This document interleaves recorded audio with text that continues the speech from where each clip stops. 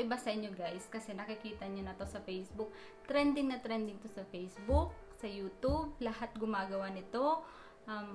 Kasi nga, super dali. So, ang dami mga version.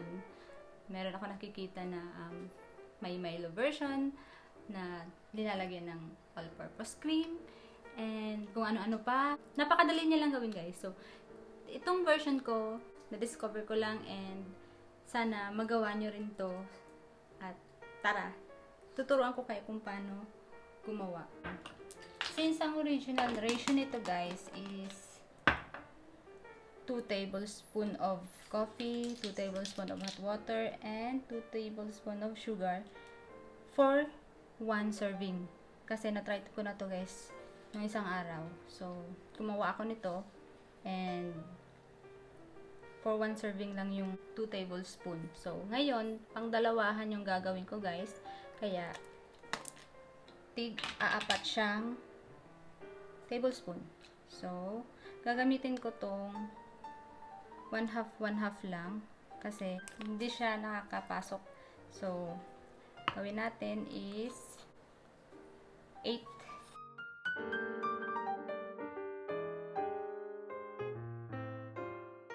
1,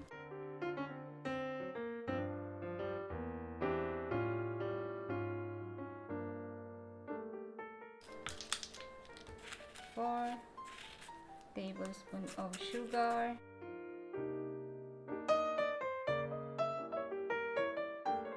also, and this one.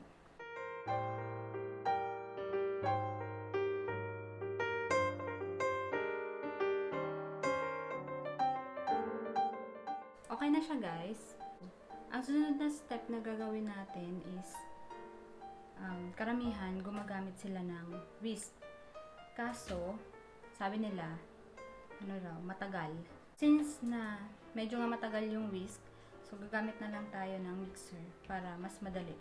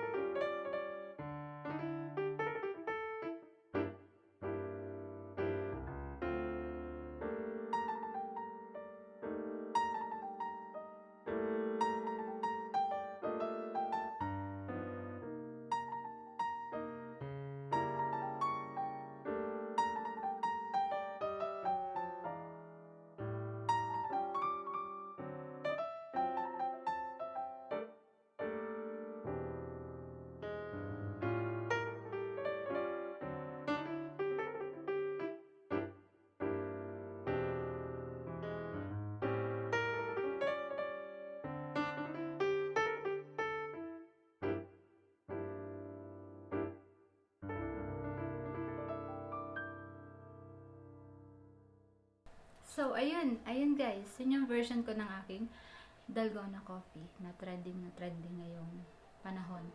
I hope you like this video. Please like, share my video, and comment, and please subscribe to my channel.